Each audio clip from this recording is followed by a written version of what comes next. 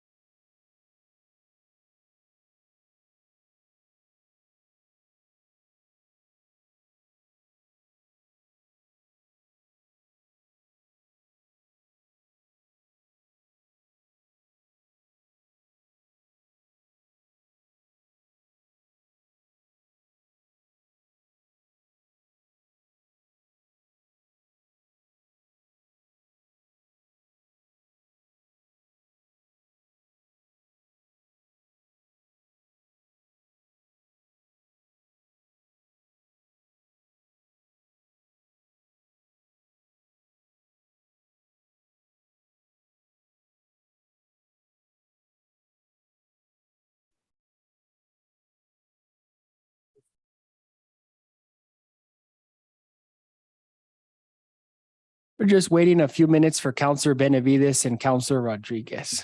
Oh, there's Councilor Rodriguez.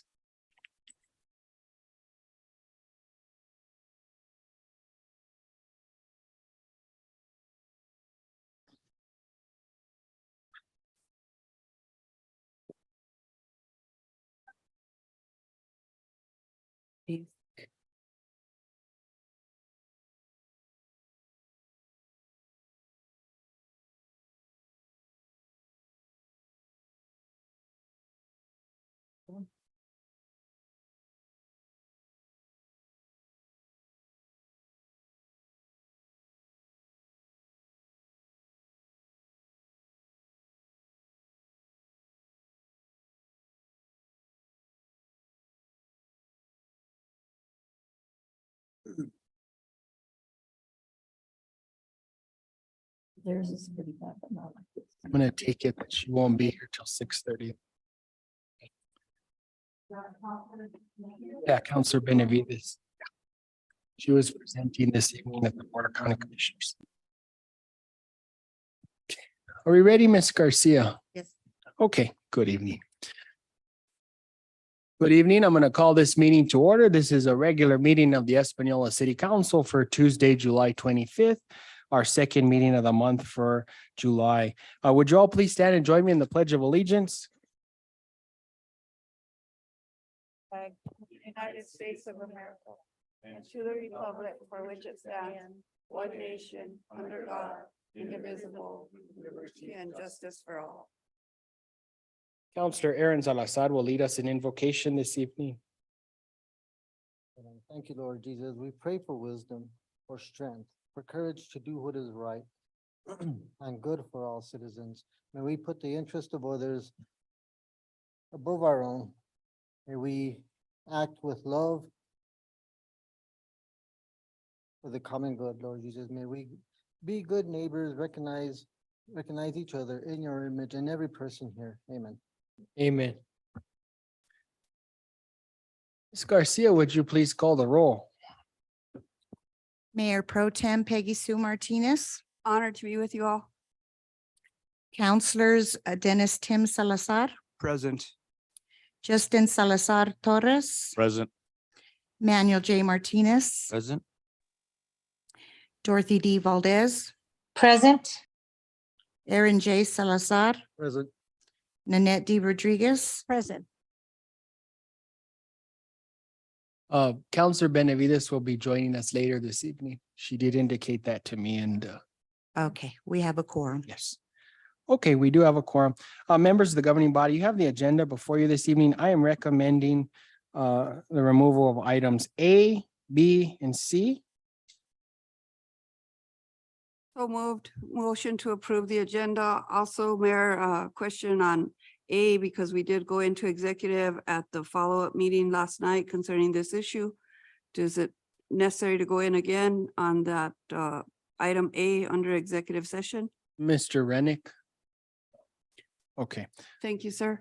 We'll go ahead and remove that item also. So we're removing items from Section 9, items proposed for council consideration, discussion items and action items. Item A, B, and C to be removed, and item A out of section 10. Right. Motion made by Mayor Pro Tem Peggy Sue Martinez. Second by Councilor Aaron Salazar. Any discussion? No discussion. Roll call vote, Ms. Garcia. Mayor Pro Tem Peggy Sue Martinez, In favor? Councilors Dennis Tim Salazar, For the motion. Justin Salazar Torres, Not in favor, and I'd like to state why is because right now we do have committee meetings coming up now for the month of August. They stand in limbo right now with these appointments and these things that you put forward for the last two meetings. I think our departments need to know what's going on so we can get agendas and get things moving for the month of August, whether whoever's chair or whatever you decide. Thank you. That's kind of funny, Counselor, because they've only met 3 times Public Works in the last year. So, I mean, they haven't been meeting to know anyway. Ms. Garcia, please continue the roll. Manuel J. Martinez, I'm also going to put no on this. I believe we need to look at an interim city manager or bring back the current manager that's on suspension. And also same meeting, it's, if we're going to move forward, then we need to continue to have meetings. We can't always look at what was going on a month ago, 2 months ago. If we can have a meeting this month, next month, then that's what we should have. So, no. Dorothy D. Valdez, For the motion. Aaron J. Salazar, In favor. Nanette D. Rodriguez, For the motion. motion carries. Thank you.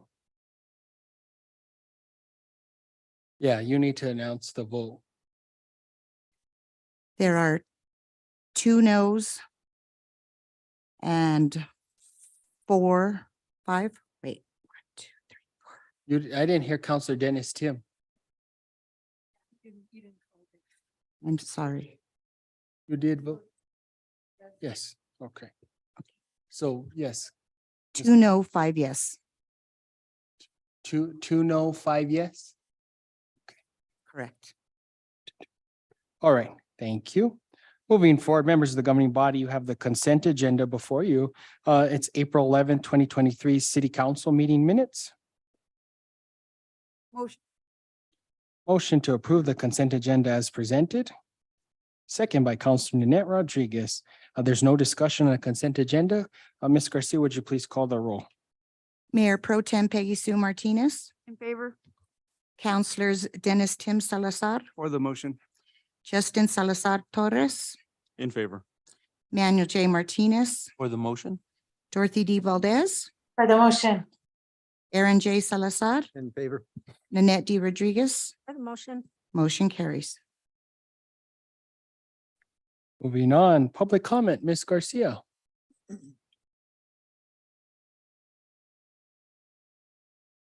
Bethany Ratley,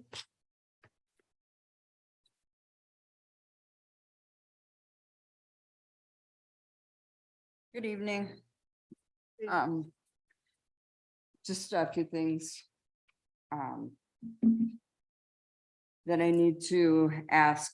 So one is, before Jordan left, I was speaking with him about getting repairs done at the shelter. They had a big leak. I guess they came and fixed some of it, but then all of a sudden, everything stopped.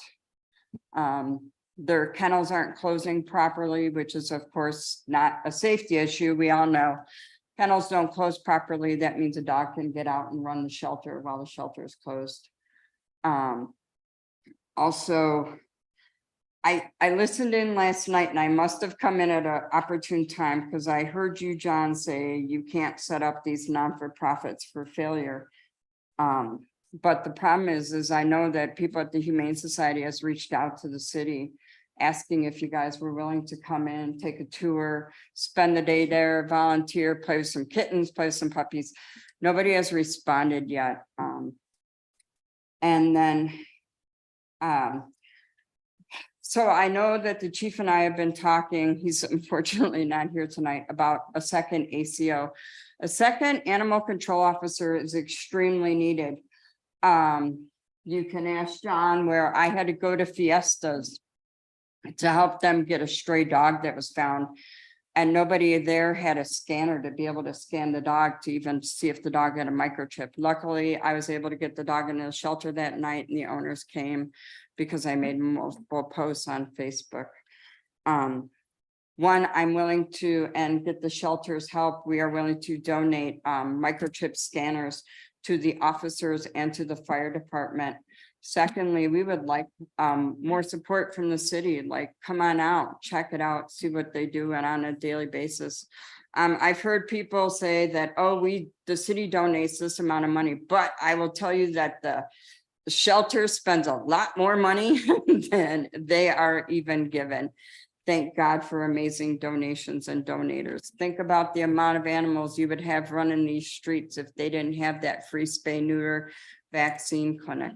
So these are things that people need to realize, that even though the city gives them money, they put out a lot more than is even given to them, even without a blink in the eye.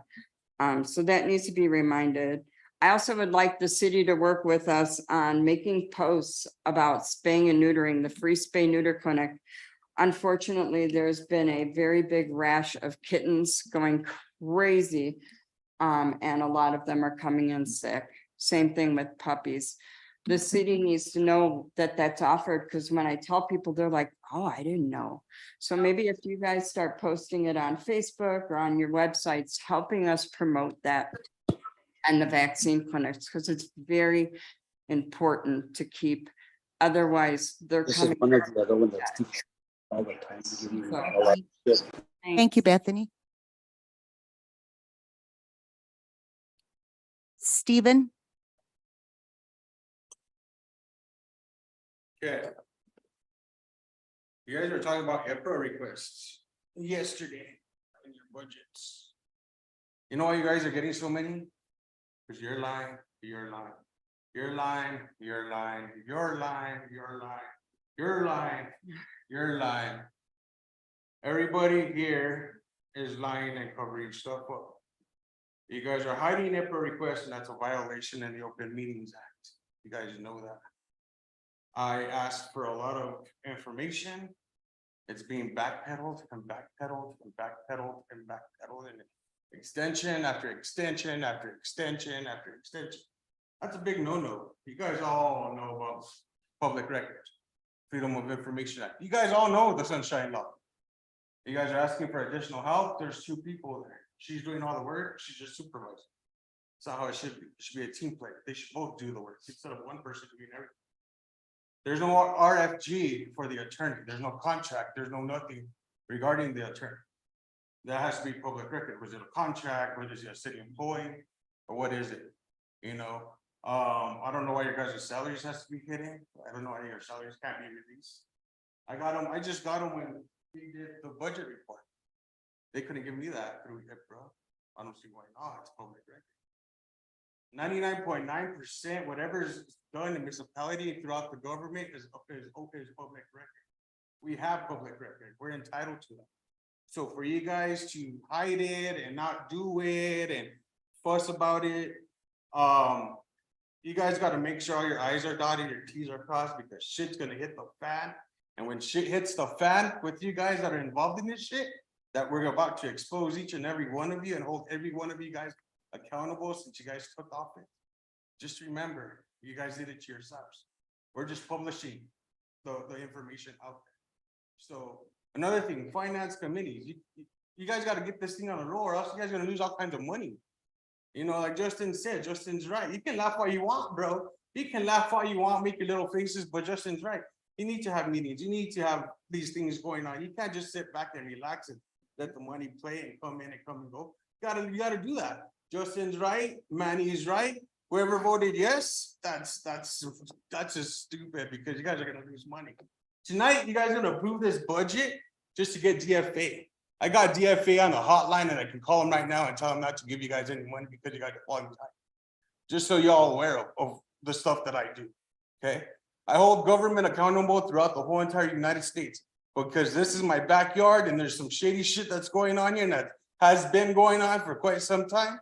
You can look at your clock and see how many more minutes I have because you don't like the way I'm doing. That's fine. But when thing comes out and everything comes out, just make sure you guys are, your I's are dotted, your T's are crossed, everything's perfect. You have Thank you, Stephen. nothing going on, okay? Thank you, Stephen.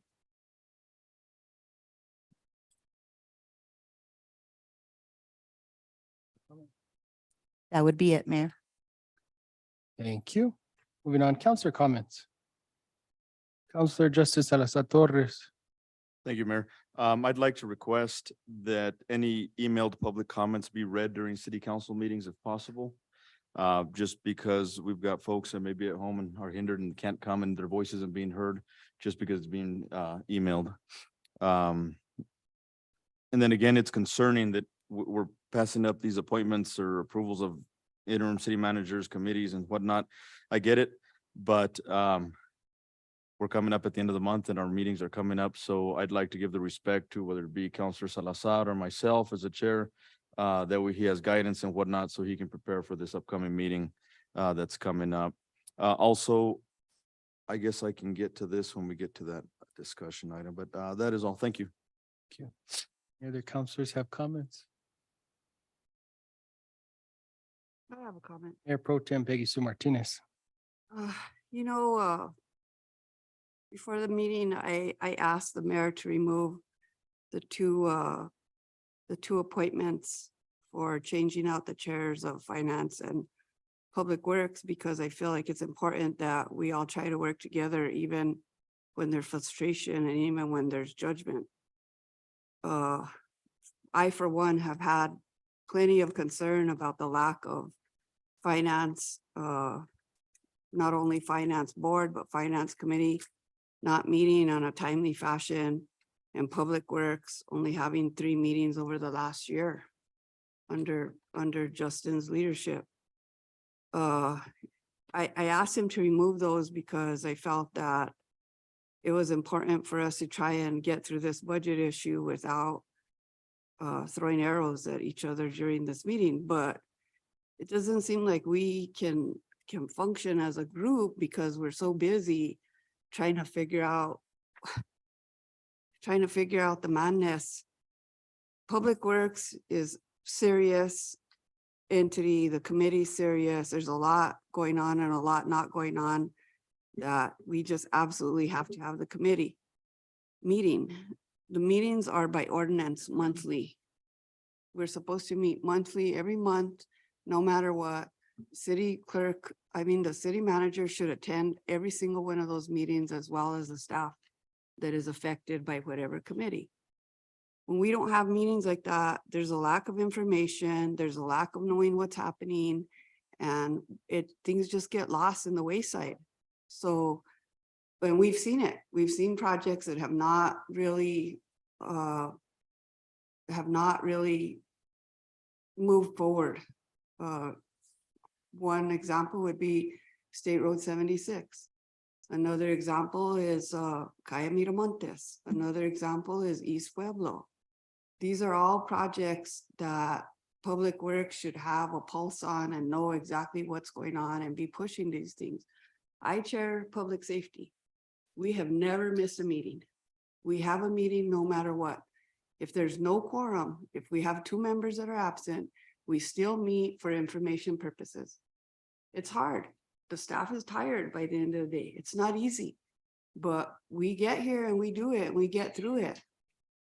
And I think that all committees should meet according to the ordinance. You're mandated by ordinance to meet. The business of checking for a quorum before a meeting, to me, is, I think you quorum check when you get here. People know the responsibilities of being here and doing their jobs. And if people don't show up, I mean, that's sad, but it does happen. We have different things that come up now and then, but 3 meetings in a year is unacceptable. It's just unacceptable. And not having our monthly finance meetings reporting to this governing body, not having our quarterlies reporting to this governing body, all of these things have hindered the forward motion of the city of Espanola. I'm not trying to be rude. I'm not trying to throw anybody under a bus, but it's important that we all get committed, that we all get here and that we all do the job that we were voted to do. Thank you, Mayor. Anyone have any comments? Councilor Justin Salazar Torres. Thank you, sir. Sure, understand, it's totally understandable. However, within our Public Works meeting, Councilor Salazar, you sit on that committee. It was crazy when these appointments were made because I've been chair maybe a year and a half now on that committee. And on every single agenda, I was told that my committee was not allowed to have any action items, to just bring everything to full council. So every agenda that we've seen and that I've had has only had just strictly department reports, which is okay. I mean, business is still getting done. And I mean, we've had public works things come up during city council meetings. So as long as things are getting taken care of. I've also had committee meetings canceled, not by me, but by city manager that said, you know, I get emails saying the city manager canceled your public works committee. Okay, well, what can I do? What can I say? And this is all by guidance of Lord knows who. This was when everything was going smoothly between the city manager and the leadership of this governing body. But then now all of a sudden all this is coming out, why I have no action items, why I had all I had is strictly department reports. Strictly, and that's it. Our meetings were maybe 20, 30 minutes whenever we had meetings. Thank you. Councilor Manny Martinez. Thank you. First and foremost, I want to apologize to everybody for the meetings that I have missed this year. Because I have to say I have missed some. I don't want to use it as an excuse, but the reasoning for my missing was due to my other half being in the hospital up until she passed away last month. So I'm just saying that I'm not using it as an excuse, but that's my reasoning. Otherwise, I tried very hard to get to these meetings, to Zoom in these meetings. There were times I was Zooming the meetings in the hospital room as well. So it's sometimes hard for us to get to them for those reasons, because although they are just once a month, you don't know what might happen on that particular day that might cause that to happen. But also we are about to look at a budget to push forward, and we have yet to hear from our finance manager through this budget. Not one time have we had him in here. I know he's suspended, but we should have still had him here to present or to be part of this budget process. I feel that we should have, because he is, I know he's suspended, but technically he's still the finance director. I'm questioning, I feel uneasy as to how, I don't know Ms. McClure from, at least I don't think I do. But to know that the job was posted one day and obviously there wasn't any interviews with other candidates. Ms. McClure just started right away.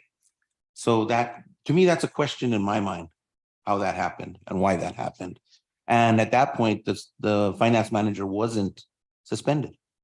So these are questions that I have that I know will never get answered. And but I just wanted to bring that point out. On the lighter side, the art festival will be continuing this year. Hopefully the last week of September.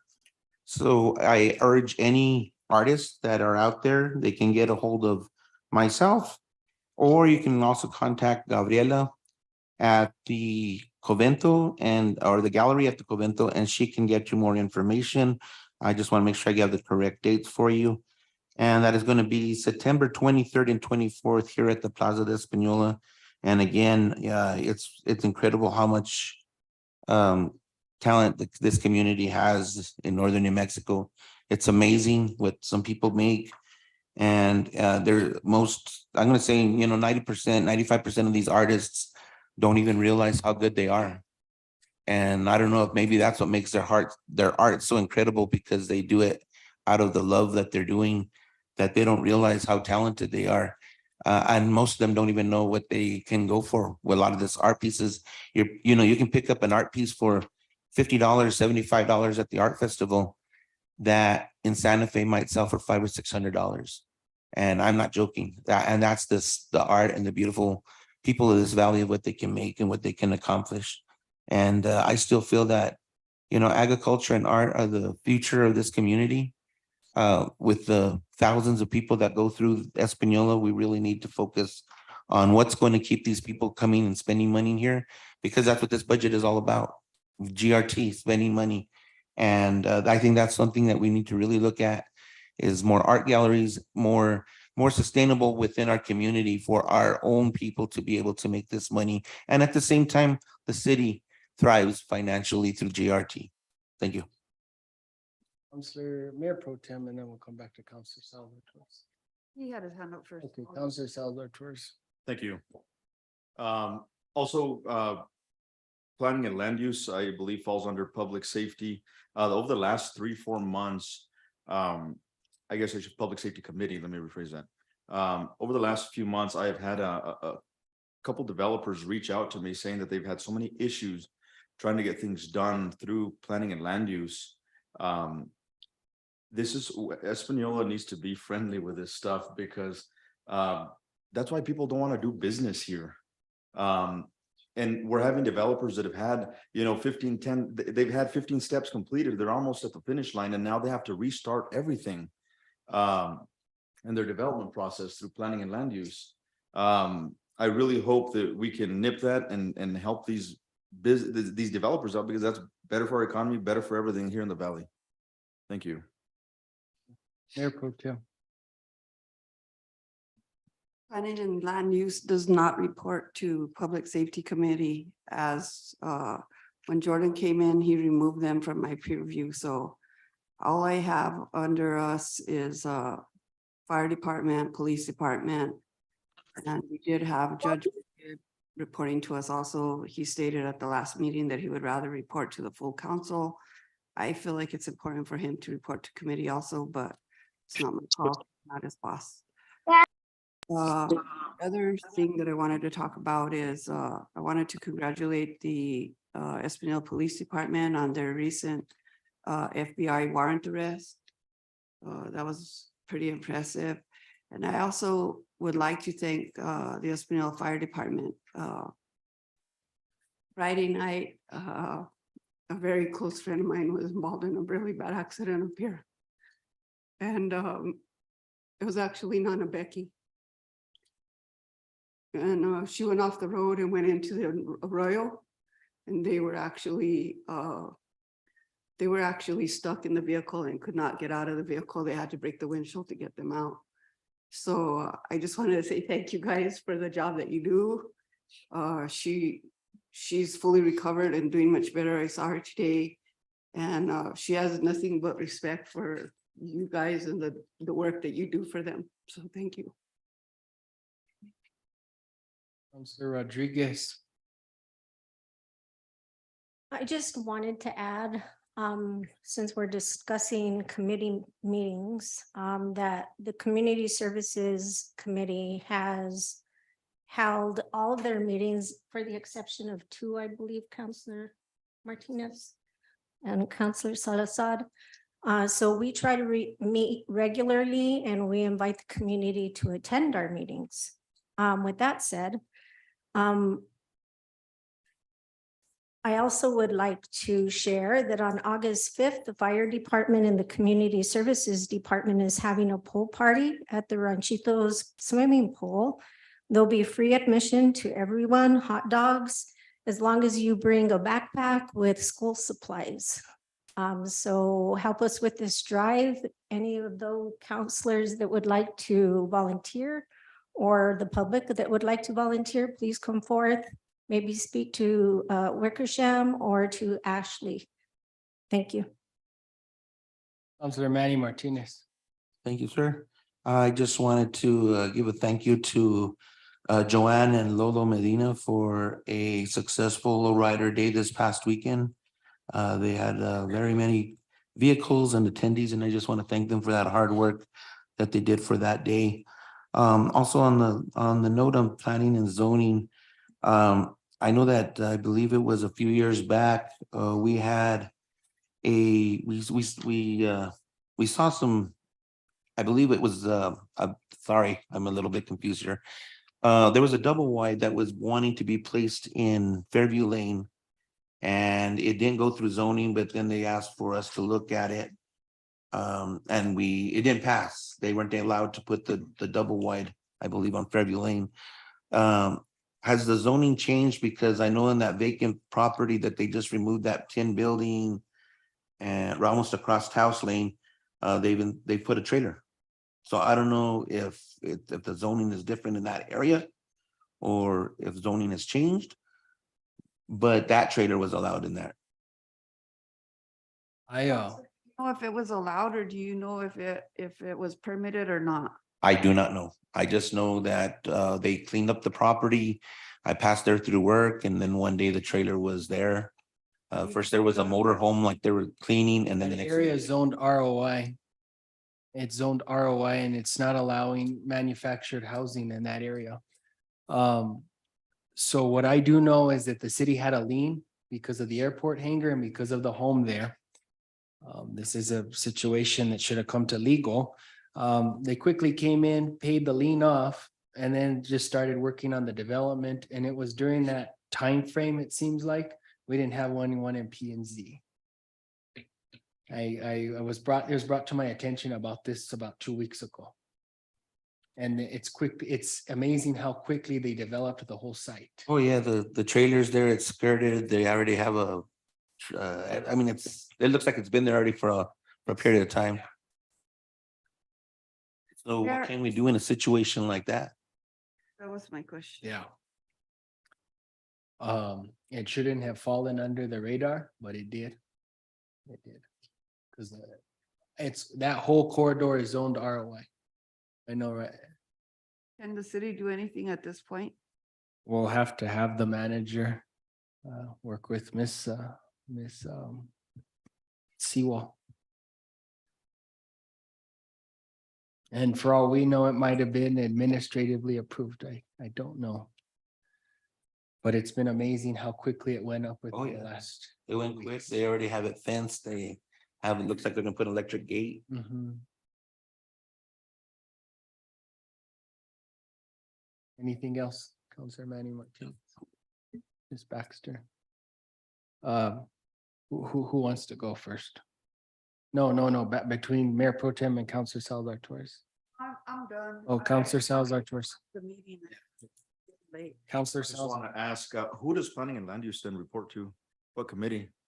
They used to, I don't know who made that call. Planning and land use used to report to public safety and public works. Public safety for the code enforcement aspect, public works for the aspect of planning and zoning. It has to deal with building construction and such. Community development should also report to not public works, community services. I have no issue with them coming back on my committee. If management decides that's fine, we will welcome them back. The other entity that used to report to my committee is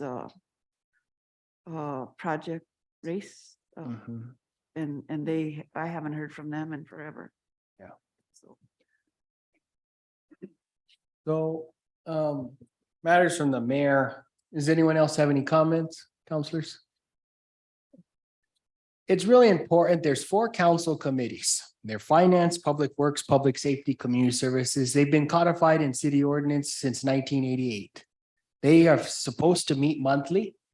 And yes, they may take reports. No, they cannot take action. And it specifically states in ordinance that the committees cannot take action. They are only to serve as recommendation items.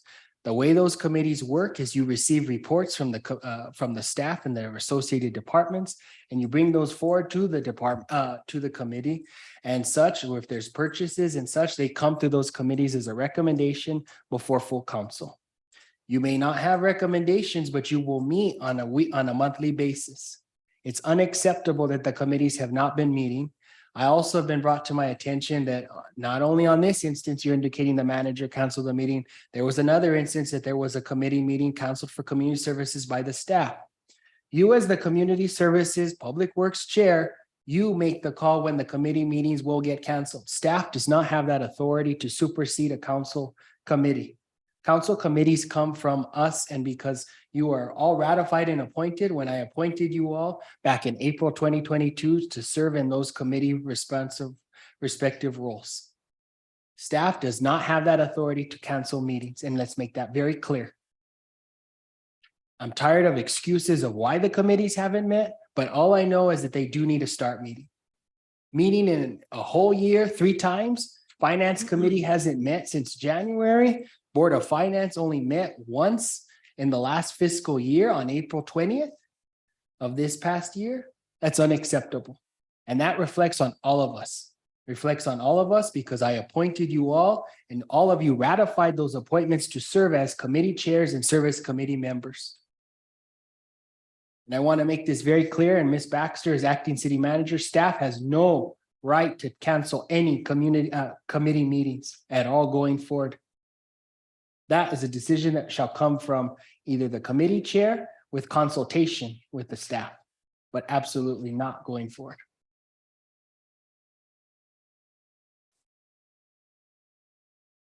Going on a little bit more. I want to appreciate Mrs. McCure for all the hard work she's done, and I appreciate her. And there's a comment earlier made, well, where's the finance manager? Well, DFA said the same thing. They didn't know who he was until Monday, July 3rd. And I think that's very disrespectful to make comments towards somebody who's worked so diligently to get the budget together, which seemed like an impossible task. We need to appreciate the staff that have come in to work and do the jobs that they were hired to do and such. And there's situations that are personnel issues, and we're not going to go into that in a public forum. But it's really important for us to thank the staff that we have working for us day in and day out. That's disrespectful for staff, for counselors to come up here and chastise staff members. Moving on. Items proposed for council consideration, discussion items, action items, discussing and approving resolution 2023-12, resolution of acceptance and approval of FY 2024 budget presented by Ms. Guadalupe McCure, City Comptroller.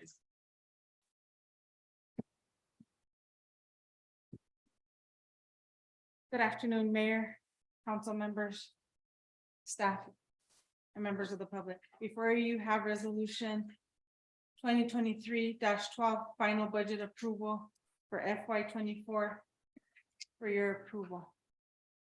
The budget did come together. There is still some issues with the reconciliations. I know that's a concern with the numbers that I was given and have present from the reports. That's how this was made. There is consideration for the revenue that is going to come in.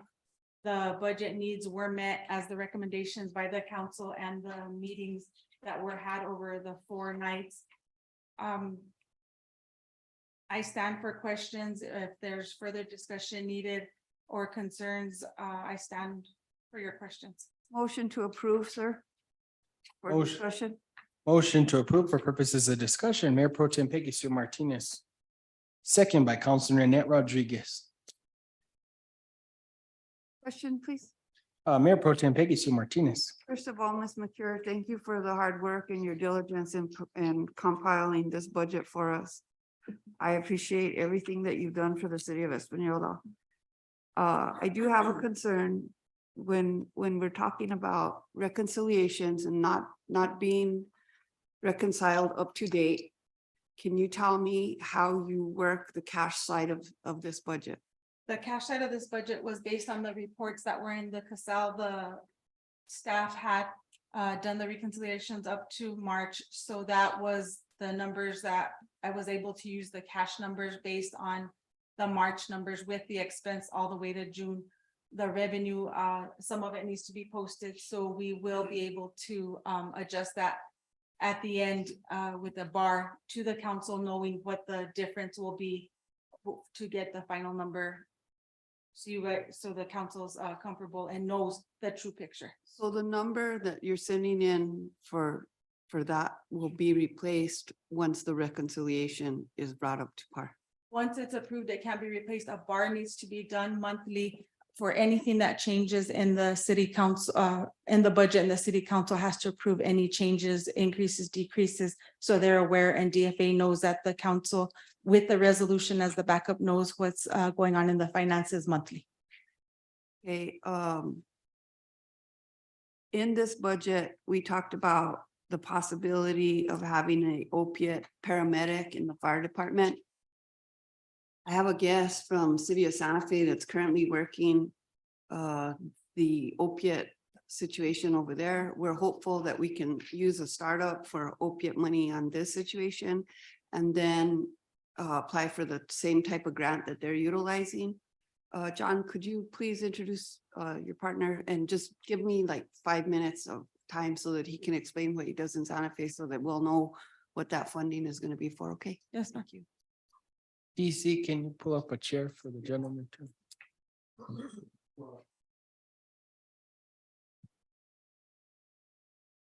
Into the mic.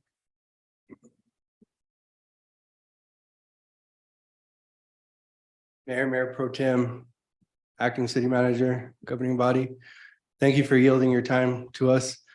I'd like to bring up Ramos Sosi. He's with Santa Fe City Fire. He's with their what's the name of it? Mobile Integrated Health. Mobile Integrated Health. This guy is by far the best paramedic that I've ever worked with. He's not only compassionate, he's caring.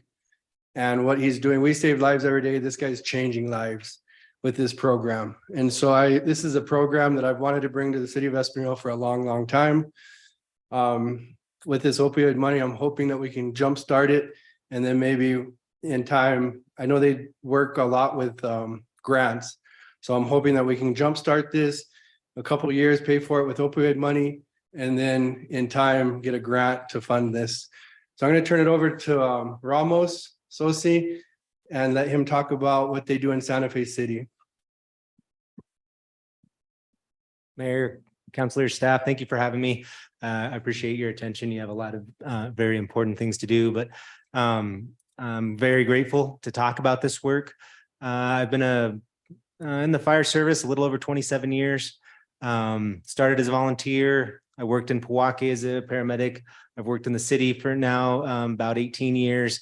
And the last 8 years, I've been in a new position called the Mobile Integrated Health Paramedic. It's also sometimes called a community paramedic. It's a little bit of a new idea, but it is very much in alignment with the mission of the fire department, which is to, prevent people from dying and being injured. And so that's been the focus of our program. When I first started as a mobile integrated health paramedic, we primarily focused on high utilizers, so the people that use 911 the most. But really quickly, once we started looking at our data, we recognized that opiate overdoses were happening a lot, and a unique set of information that the fire department has. So as a fire department, you're a healthcare provider. That's a major part of what we do. Being called a fire department sometimes makes that confusing for people, but the majority of what we do is relate to the community in regard to their health. And we are involved in their health over many years. We go to the same people over many years. We get to know the community. And so when I recognized that we had this data set of people who had recently overdosed and became educated that those particular people are at extremely high risk of death and disability from subsequent overdoses, it just became a responsibility, sort of an ethical principle for me to act on it. I think as the fire department has done that historically, when we see that there is something that is harming the people in our community, we have a responsibility to act on it. And so we were lucky and had the support to be able to do that. We've used several different grants through both federal and Santa Fe County grants, using state funds that come from the feds through the HSD. So we've had a lot of support and interest in it. There's a community that's building around that. So, Farmington, Albuquerque, Las Cruces are all doing similar programs. So it's not sort of theoretical idea anymore. It's pretty well established. So in regards to opiates, what we've done is identified the survivors of opiate overdoses and made that direct contact with them in that moment, because that can be a pretty meaningful moment in someone's life.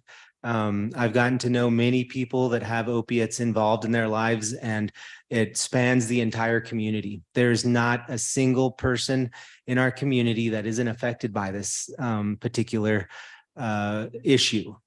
So there is a lot of stigma around it and a lot of fear. But when the fire department gets involved, we are lucky that we have a very good reputation in the communities. And people will open their doors to us in a way that is quite unique. So I wanted to honor that. And I've been lucky enough to do that. So when a fire department, when we show up, everybody throws their door open and says, please come in, help us. And that's unique. No one else really gets that. I mean, if you try to think about it, that is an extremely unique reputation and honor to have in the community. And I feel like following up on the opiate overdoses is an extension on that. So it could be, minutes after the overdose. It could be hours. Just today, I was talking to a gentleman that I've followed up with numerous times. He's got, of course, some mental illness, because it's not just, a simple thing. There's a lot going on for people. But this gentleman, I've talked to him 3 or 4 times over the last 6 years. And sometimes it takes that amount of time to develop that relationship and trust, so that eventually they are able to feel like you have their best interest in mind and they can listen to you. There's a lot of training and programs that are involved and support this kind of work. But I would just encourage you all to consider this and really believe that it is appropriate to have the fire department do this because of the data we have, because of the mission that we have, and because of the trust in the community that we have. So if there's any questions that come up, I'd be happy to answer it, but I'd like to be also respectful of your time. Mayor Pro Tem. Mr. Sosi, thank you so much for making the trip from Santa Fe to enlighten us about your program. I'm curious to know how many people actually work this integrated health program with the fire department. My supervisor and I started in 2016, just the 2 of us. And we have built up to 14 people currently. We have a team of case managers that include peer support workers, as well as people who are experienced case managers who've worked through different organizations in the community, and they've worked in the jails. And we have 2 master's level social workers that sort of keep us on track and make sure that we're understanding the behavioral health aspect of it. We have a battalion chief level position, as well as 2 captain level positions. It's also developed into this other piece that is more about the immediate response to behavioral health issues. It's called the Alternative Response Unit. So that is staffed about 40 hours a week and is available for immediate response to these kind of things. Not just opiates, because we've recognized that opiates are just a piece of it, but the broader behavioral health piece. So 14 people currently. I'm also curious about the grants that you mentioned. Santa Fe County is providing you with some of that money through a federal grant, and they bring in the grant themselves and then they help you guys with that. Initially, we had there was an indigent fund that we got initial funding through the county. But since then, there's been probably 3 different federal grants that we've applied for. There are quite a bit. There's a lot of grants available, both through HSD and then directly from the federal government that we've been able to access. I would like to follow up with you further. I hope that you're open for that. I'd also like to do a walkthrough in Santa Fe and see how you guys are set up. Absolutely. We have a big team, and there's a lot of details in the answers to when you would really want to get into the nitty gritty with the grant funding. Yep. I thank you again for your time and for sharing your knowledge with what's going on with this. And something that is definitely affecting our community in a big way. I know our fire guys are inundated on a regular basis with these types of calls, and I feel like there's really, at the end of the call, there's not much more that we're doing. And I feel like this program sort of goes beyond that and sort of tries to affect the situation. I'm curious if you have any real success stories, or you guys keep numbers as to what's going on with that and how many people you guys have been able to turn around. Do you know anything about that? Thank you for that question. It is a little tricky right now. I mean, there are so many deaths and so much disability, and fentanyl coming in has just it can feel hopeless. And really what I would like to share is that the families that are involved in this and the people that are involved that are suffering from opiate use, they're in it, so they really feel the hopelessness. So when you have someone who shows up in uniform and has sort of the authority and the support of the community and is telling you that your problem matters, what's happening to you, it matters, and that you matter. These are some of the people that feel the most hopeless, and they feel the most stigmatized and judged. So to have the government, the city government say, hey, this is an important issue and we are going to offer the support.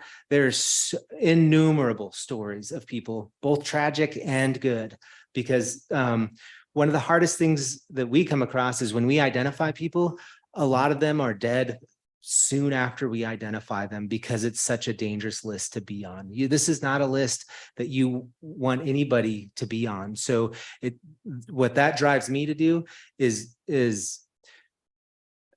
push pretty hard to make contact with people, because and a lot of people just don't even believe it.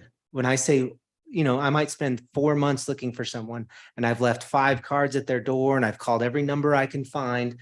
And then I find them out on the street or at the shelter, and they will be like, you're looking for me? Like someone cares about me? Or I talk to their family members and I say, hey, I'm trying to develop a little trust and relationship with these people. It brings just a little bit of hope and a little bit of,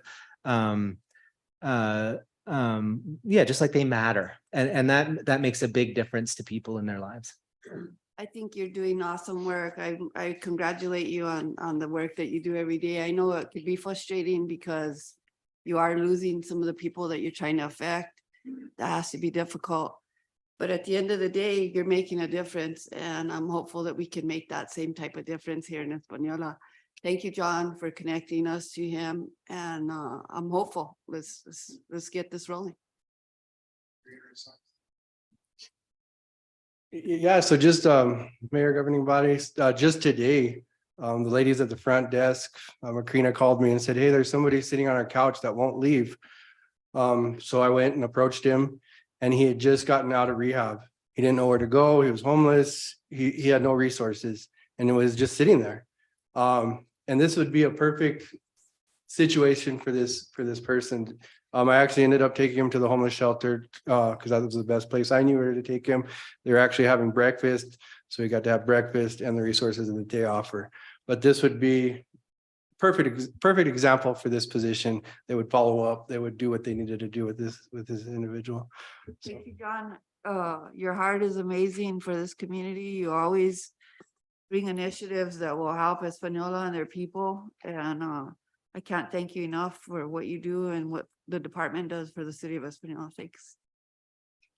I just want to go a little bit further. Oh, you have comment? I'm good. Councilor Martinez pretty much asked what I was going to ask. So, but thank you for everything that you're doing. Just one person that you've made a difference is well worth it. Just one person. And not to mention what you've done for their families. Just even the families, to me, knowing that there's people out there that care for their family, for their loved one, is enough to bring them at least maybe even one night of sleep. So thank you.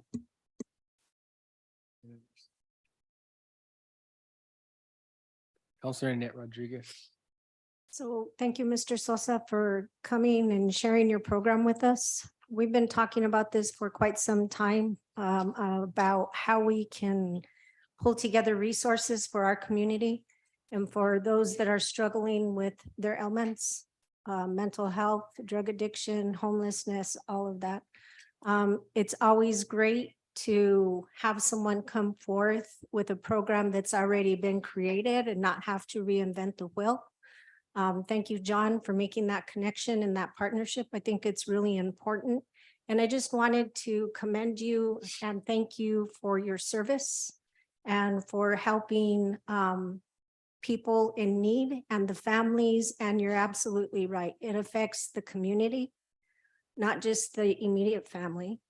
And you also said something that just really sat with me, and it's really important, is that trust building with the individual. There's lots of resources that can go out there and meet with someone, but if that individual does not trust you, they're not going to want to proceed. The other thing that you said is that we provide services through Las Cumbres where I work, and you're absolutely right. People don't just open their doors and welcome you in. So for that to happen in your role is really instrumental in helping people. So again, thank you, and thank you, John. Anyone else have any comment? I want to thank you, DC Wickersham, for coming. Mr. Sosi, appreciate you as well. You know, when DC brought this initiative forward, I thought it was a great idea. It's important for us to do that. We have a crisis here in our community. I just want to make it very clear.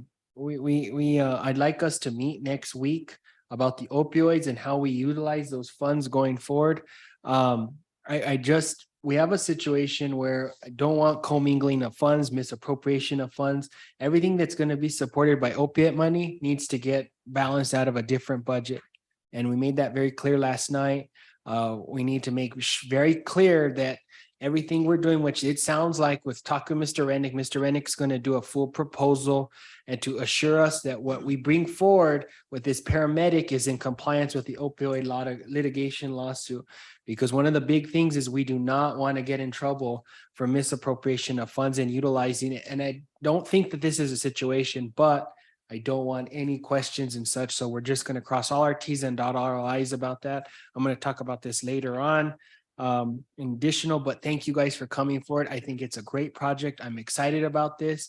So I would like the council next week for us to put some time together to have a meeting discussing specifically the opioid money, how we utilize that for projects. We have a significant amount of money that has come into the city's coffers to be able to combat this crisis. And so we need to utilize it right now. It's not a reoccurring fund. So that's why we have to think wisely of what we're doing and how we can make the investments now for hopefully making the investments down the road where it can become a reoccurring, we can fund it as a reoccurring position. Thank you, Mayor.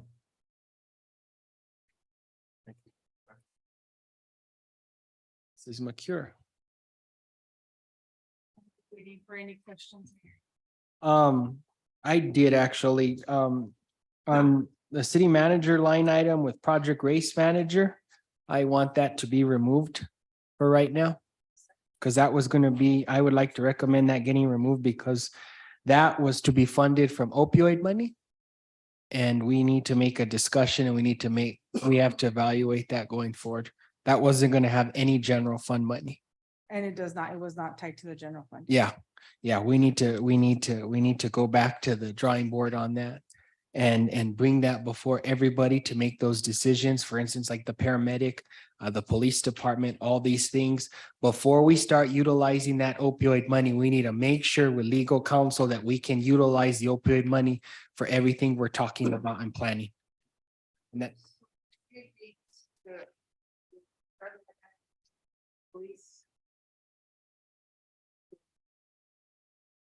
And the project race. Yes, correct. So those fees would be removed until we're positive that we can pay for it. Yes, that's why in DC Wickersham has worked really hard on this.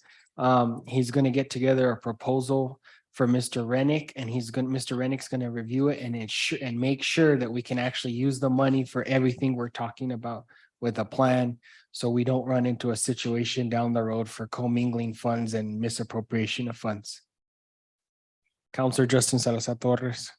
Thank you. How many months do we still have to reconcile?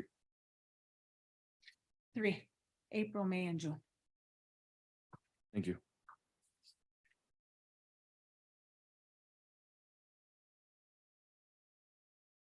Other questions, comments from the governing body?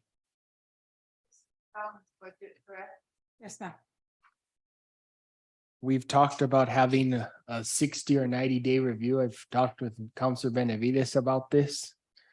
We've also identified and looked at some cost savings to see if we can look at whatever we need to do to get us caught up. And hopefully, what's your time frame, Mrs. McCure? I know it's gone back and forth what you're thinking, but you think probably a month? To get caught up, we have with Joyce coming in and myself, we want to get the city caught up as soon as possible. Audits coming up, but we do plan about a month and a half. Probably more a month.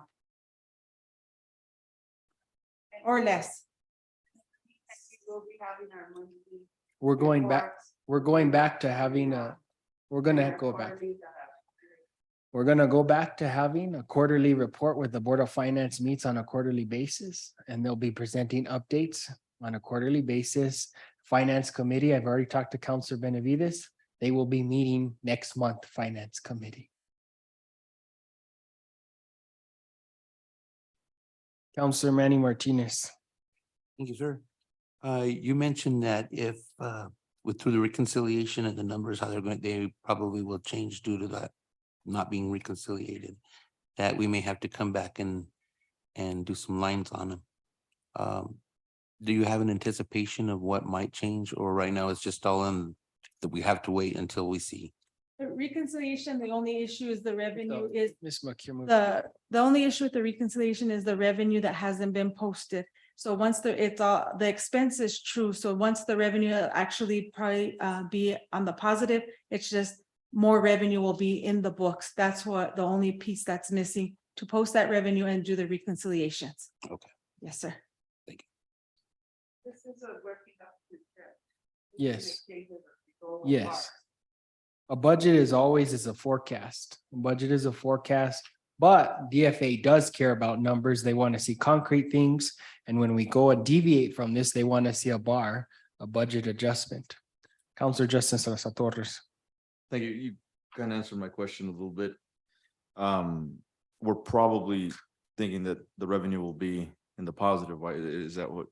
There'll be more revenue. There's Right. more revenue pending to be posted. And once that's posted, the bank reconciliations can be done. You clear your expense and your revenue and you balance your numbers. Everything else is in the books. Your expense, your whatever else is needed. The only thing is 3 months of revenue needs to be posted, and then the reconciliations can go forward. That's the only thing that's holding the reconciliations. The posting of the revenue will take a couple of days, and then we can just do the reconciliations and it'll be good.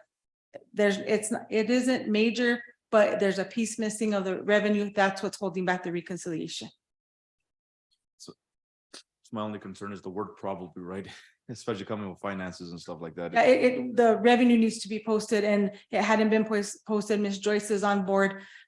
All I came was to help with budget, but in doing that, all the pieces needed to be there. So we'll go ahead and go forward and get you all the reconciliations. You guys are comfortable with the finances.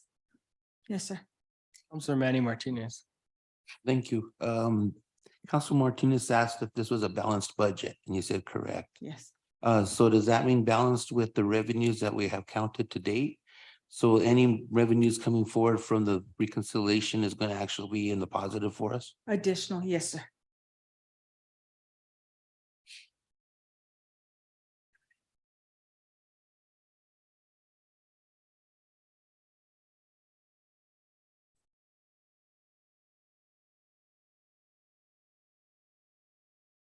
Any other questions from the council?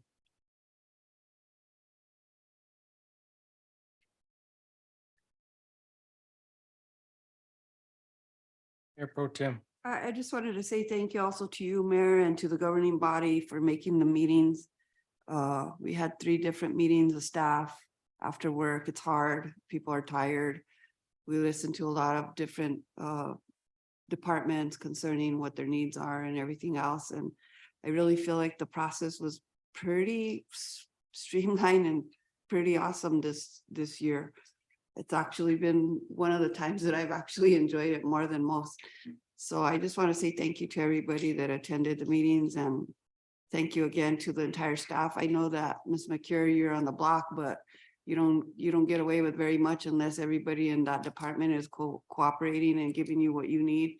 So we're grateful for everybody in the finance department and everything that they've done also to provide us with this budget. I'm glad that it's also on time, that we will make the deadline for the 31st, ¿verdad? Is that the date? I'm elated that we actually are making that date, given the condition that we were in a couple of weeks back. So again, like I said, thank you with my whole heart for everything that you're doing, and please thank your staff on our behalf also. Thank you. Mrs. McCure, I'd like to thank you for what you've done to step up to the plate, to handle a situation that would have gone unhandled and unaddressed. Thank you for coming to assist the city of Espanola in its time of need. We appreciate that. You know, I understand the sentiments from the counselors. I see that, you know, we don't have reconciliations. Mrs. McCure, though, is going to handle it, and she's working on addressing it. Unlike just putting it in the back burner and not addressing it is not going to fix the problem. And that's important that we address that and move forward. Mrs. McCure has worked steadfastly the last 2 weeks, working solely on the budget. And so I'd like to thank you, Mrs. McCure, for what you've done. Councilor Justice Garza Torres. Thank you. And actually with this budget, I totally spaced it, but my question is, and this may be for acting city manager, Sally here. So per our policy, I've been, some employees have contacted us that they're concerned with their excess hours. And I know that they have been given the runaround saying, well, a budget hasn't been approved, budget hasn't been approved. So once this budget is approved, will then we give these folks a clear answer on their excess hours? Because we've had employees that have been in departments that have been shorthanded, that have accrued so many hours, and they're asking, and they followed policy, and they've submitted memos, they've et cetera. And, you know, they're saying, well, we got to talk to legal, we got to talk to this. So for one, if the policy is not clear enough, so her employees have a clear, straight answer on their excess hours, we need to work on that as a governing body. But so then for two, if they're given the runarounds, my question is then, therefore, with this budget, will they be paid out for their excess hours? Yeah, Mayor Pro Tem, Councilor Justin Salazar Torres. We do not have that addressed in this budget because of the timeliness, but also the policy requires a memo be submitted in January. At that time, it's reviewed with the department head to see why an employee has excess hours, and with the city manager.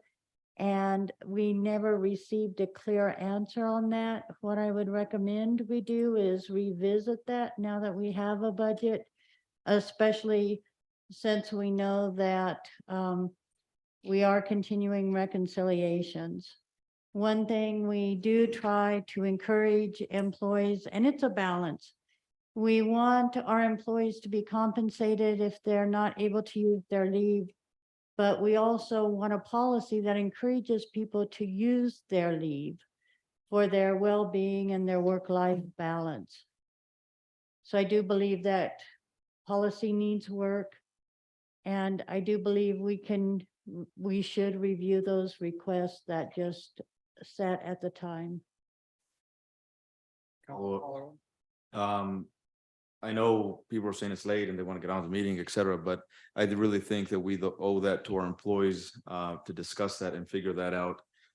Because these employees, yes, we encourage them to take time off, et cetera, but we had a mass exodus over a year and a half ago and continue to do that. So we have employees that have been faithful and loyal and stay and, you know, push through. And I think they should be compensated for what our policy states. You know, you say it's not very clear, but Mayor Pro Tem just said it's clear in my ear. You know, we need to figure this out, and I think we need to do that tonight because we owe that to our employees that have been faithful and loyal to us and those that have excess hours. Thank you. I agree with you, Counselor. The problem too is Ms. Baxter also informed me that they were receiving two conflicting opinions against the policy. So that was a problem as well. And so we don't actually know what the commitment is because it was against policy regarding comp time, correct? That's correct, Mayor. So what the policy says is that based on the excess hour carryover amount, an employee may be paid for the excess leave, but the number of hours in our policy manual needs to be addressed compared to what's been in practice because the city has allowed a higher carryover number of hours than what's in the policy manual. One of the initiatives I think we'll be looking at, hopefully in the next few months, is actually to revise the policy manual on these items we've identified.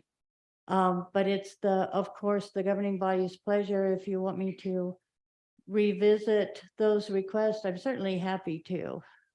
It's something that the file exists from January according to the policy.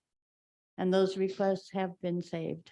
Mayor Pro Tem Peggy Sue Martinez. Do we have an idea of what this would cost the city and is it deal with streets when they were helping with trash? What does this deal with?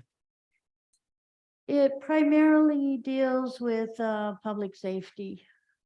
We have one former employee who is an administrative employee. We have one detective, and we have an administrative supervisor who made a request for compensation for excess hours. How many hours are we talking about and what's the total cost that we're looking at? I would have to check, but I do believe it's a manageable, doable figure. Let me just do a really quick. More than $10,000? No, I would say it's probably going to be less, maybe something in the 5,000 to 6,000 range, but I will have to review the file to give you an exact number. Could we put that in there? Just put in $6,000 to have Sally look at solving that situation as soon as possible. I hate to do that without actually having concrete numbers because that would attest us to doing that. I'd like us to get formal numbers, but we need to handle this.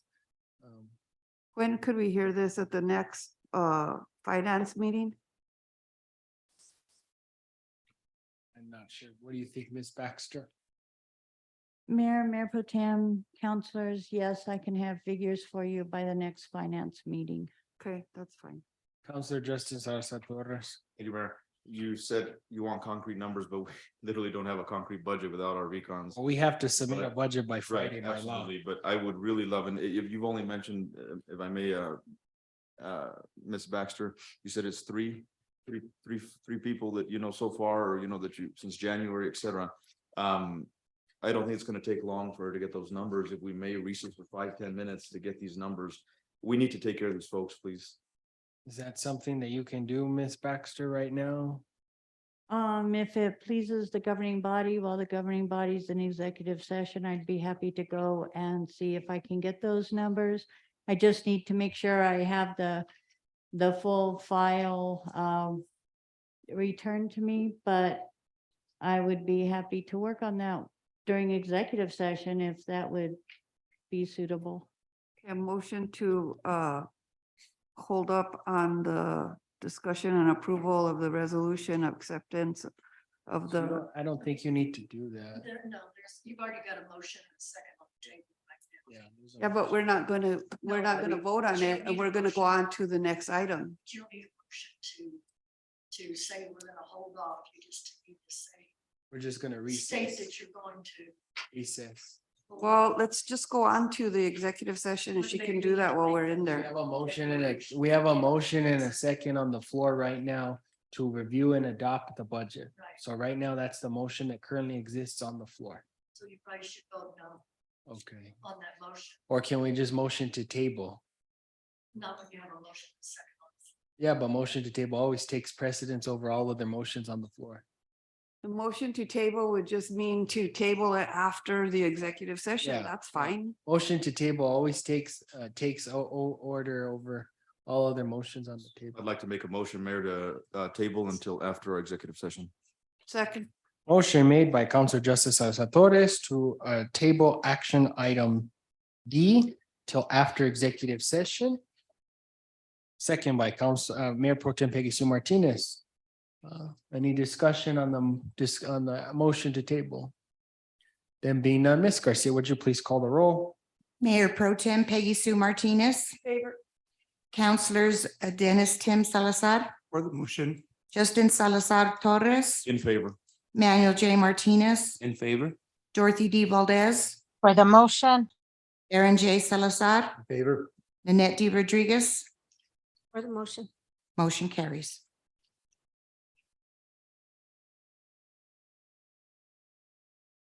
Thank you.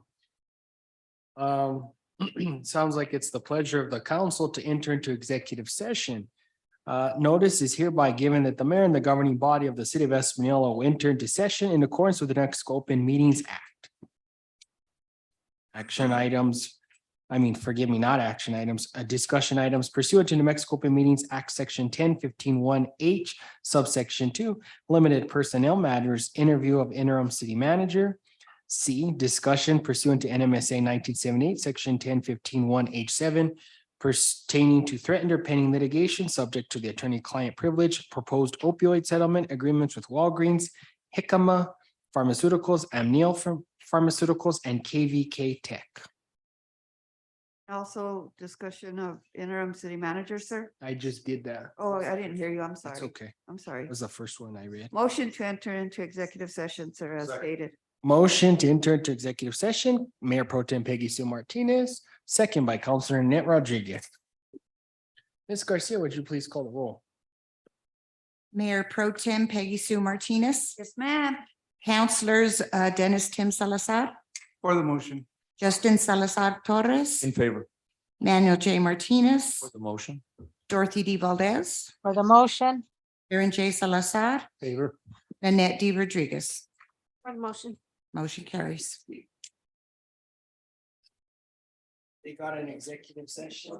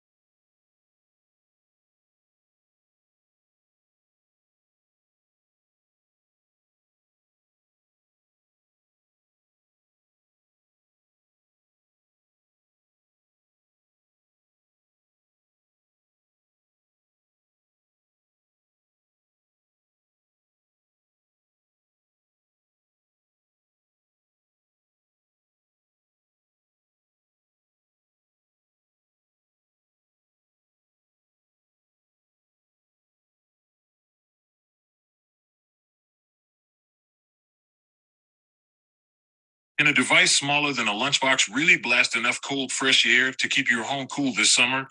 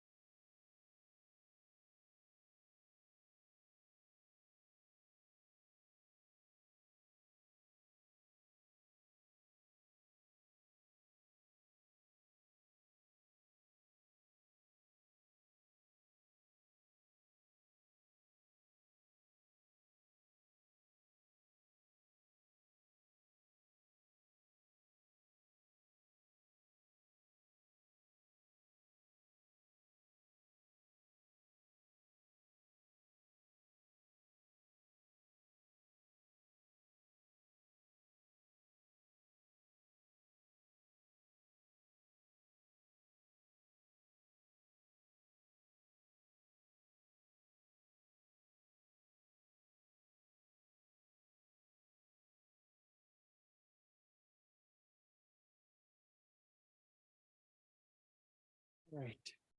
Good evening, everybody. We are reconvening from executive session. No action was taken in executive session this evening. Motion to come out of executive session. Motion made by Mayor Pro Tem Peggy Sue Martinez to re-enter into regular session. The time is 8:20. Let the record reflect, Ms. Martin, that Councilor Valdez was in executive session, but there was no other counselors in executive session digitally. No, she didn't. I just got the text message from you now. Thank you. Yeah. Um, You need a roll call. Yeah, forgive me. Yes, I got sidetracked. Yes. Ms. Garcia, would you please call the roll? No, well, there was a motion made by Mayor Pro Tem Peggy Sue Martinez. Was there a second? Just. Counselor Justin Salazar Torres, second. Ms. Garcia, would you please call the roll?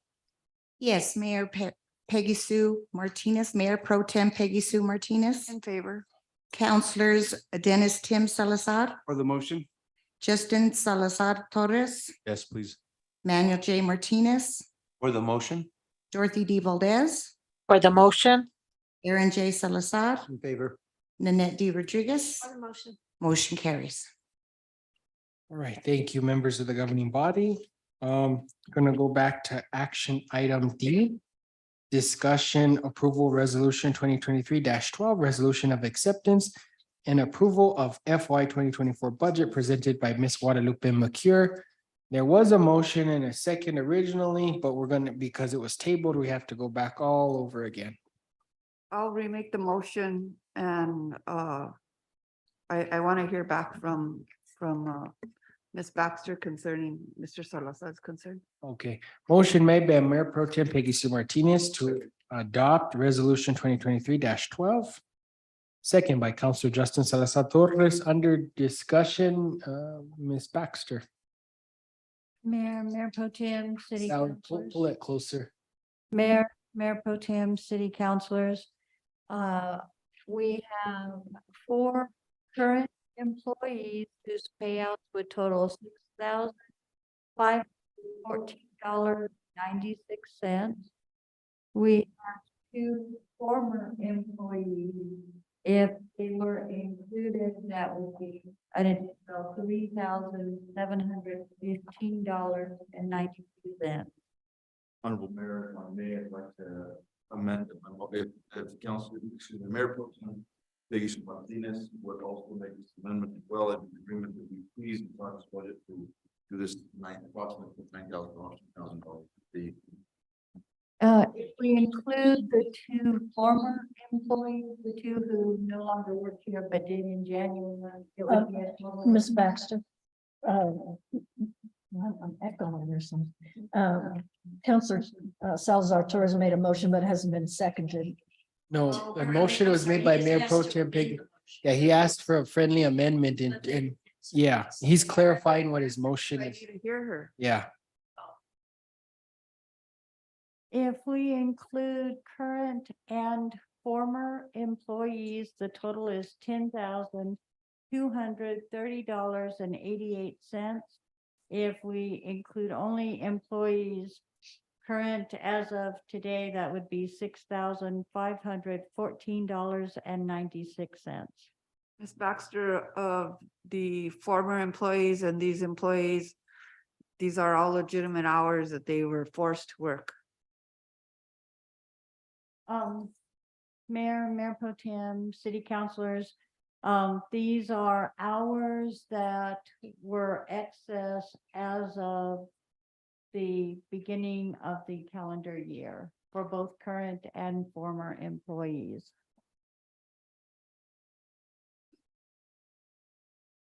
And are they excess beyond what the policy states they can carry? Yes, the policy and the collective bargaining agreements. And I just note that because there is one member of the police department and they do have a higher carryover amount.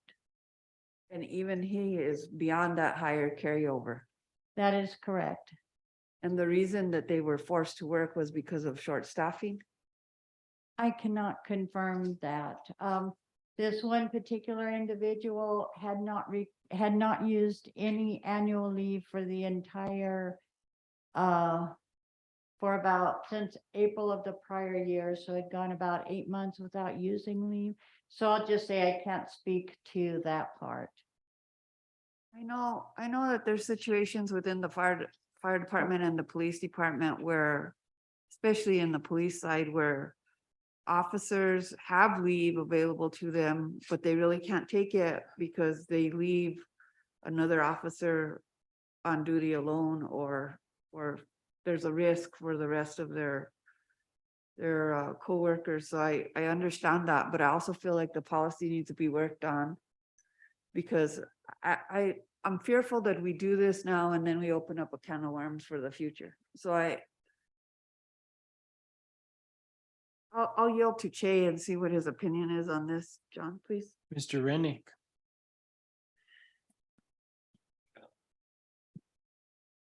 Mayor Pro Tem, I'll have to ask you to repeat that. So, Councilor Salazar has asked that we pay out certain employees that have requested they get paid overtime because they were forced to work and they're over the allowed amount that they're allowed to carry on the policy, correct? So it's the policy, City of Espanola Personnel Policy Manual includes a provision that states the city may buy excess annual leave over the designated carryover amount. There is a provision in there. That is correct, that the city may, and then it lists some requirements that in January, the employee must make the request in writing. And these are employees who did that. And it says that it would be paid the first pay period of the next fiscal year, which would be Coming up, already passed. yes. So Ms. Baxter, let me clarify this. This is not overtime. This is annual and sick leave, correct? Mayor, We pay our employees overtime on each of the payroll. that is correct. Overtime, or sometimes they accrue comp time, but that's addressed each payroll. This is unused annual leave. It's excess annual leave, which needs That to is be correct. clarified here in the minutes and such. It's excess annual leave, which includes sick, It is only annual only leave. annual. Okay. Okay, I have a better understanding. Thank you, Jay. I'll go ahead and Hold a minute. Did you have any more discussion on that? no, but I'm gonna he asked for a friendly amendment to the previous motion, so I'm going to go ahead and with the amendment. Okay. Yeah, I just wanted to just Oh, clarify that if we owe it to them, that we can't, I mean, as a supervisor, I love employees that don't take off. Cause it makes the daily work a whole lot better. So I think, these are employees that are, whether they're still with the city or not, these are employees that are willing to give their time and not take annual leave, take time to work. And I think those are the ones that we have to really look at and say, you know what? Yeah, we're gonna pay you. We owe it to you. And so that's just my thought. You were gonna say co-op. I was going to say, Yes. and I'll have to say it because I don't take off too often, so I always get a payback every year for a certain amount of hours. Councilor Justin Salazar Torres. Thank you, Mayor. And just for purpose clarification, I think last year it was paid out as well. But, just to kind of give just an idea, and this was since January, obviously employees that went before, et cetera, but were any of them financed? No, Mayor Pro Tem, Councilor Salazar Torres, one of them was the grants manager. So, these are folks that have worked on or tried to help the finance department since our beginning struggle. So I just, think we really need to take care of this, and thank you for the friendly amendment. absolutely. Call for the question. There's a motion on the floor to adopt the budget with the friendly amendment. Miss Martin, would you? Yeah, please, let's make that very clear on the minutes. And if you can, The motion is to. hand her the mic, please.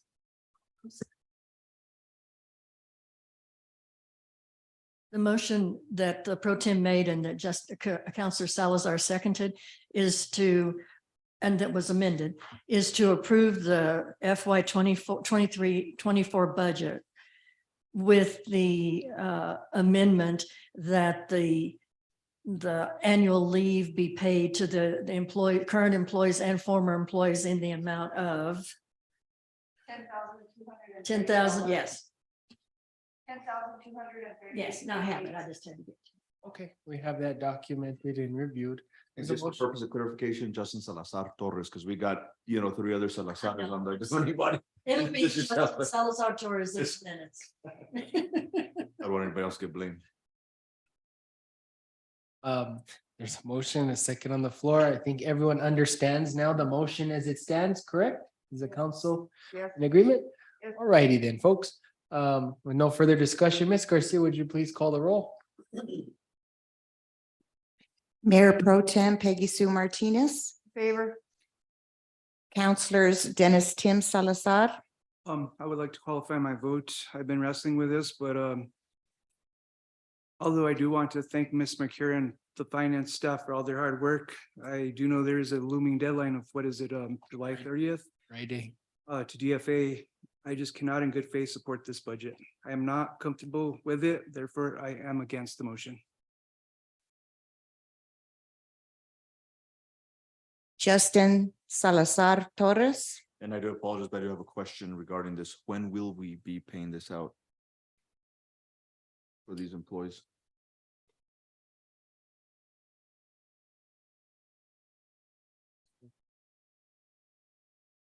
Yeah, with the amendment, and if this budget is approved, the budget will be available immediately, and that will be up to the payroll hire management to go ahead and put through the paperwork to get it paid. Ms. Baxter. If I may, I would just recommend that we do it in a regular pay period.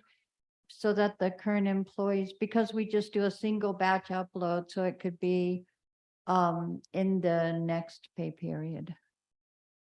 And then for the former employees, I'll need to reach out to them and set them up as W-9 employees. I'm gonna recommend that we really need to look at the policy because this is a situation with comp, the accruals and I'm witnessing a lot of time card fraud as well. And I think it comes back to this whole situation regarding annual. So we need to be very careful about this and we need to review that policy. So for my vote. In favor, but just, it's a working document and we will please get back to this and recon and get ourselves together. So we don't get in trouble. Thank you. Manuel J. Martinez, Thank you.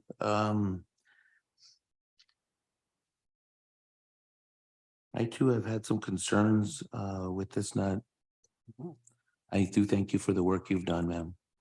But at this moment, I'm gonna have to against the motion. Dorothy D. Valdez, I am for the motion. Aaron J. Salazar, In favor. Nanette D. Rodriguez. For the motion. That is 2 noes and 5 yeses. All right. Councilor Manny Martinez and Councilor Dennis Tim Salazar. All right, the vote passes 5-2. Moving on, discussion possible action regarding proposed opioid settlement agreements with Walgreens, Hikma Pharmaceuticals, Amneal Pharmaceuticals, and KVK Tech. Motion to accept the settlement from Walgreens, Hikma Pharmaceuticals, Amneal Pharmaceuticals, and KVK Tech. Total amount of $1.65 million. Second, Motion made by Mayor Pro Tem Peggy Sue Martinez to accept the settlement agreement, second by Councilor Manny Martinez. Is there any discussion? There being no discussion, Ms. Garcia, would you please call the roll? Mayor Pro Tem Peggy Sue Martinez, In favor? Councilors Dennis Tim Salazar, For the motion. Justin Salazar Torres, In favor. Manuel J. Martinez, In favor? Dorothy D. Valdez, For the motion. Aaron J. Salazar, Excuse me, in favor? Nanette D. Rodriguez. Motion carries. Thank you. The time is 8:35. I want to adjourn this meeting. I want to thank the staff. Thank you, Ms. Guadalupe Macure, for getting us submitted a budget timely to the state of New Mexico as required by law. This meeting is now adjourned.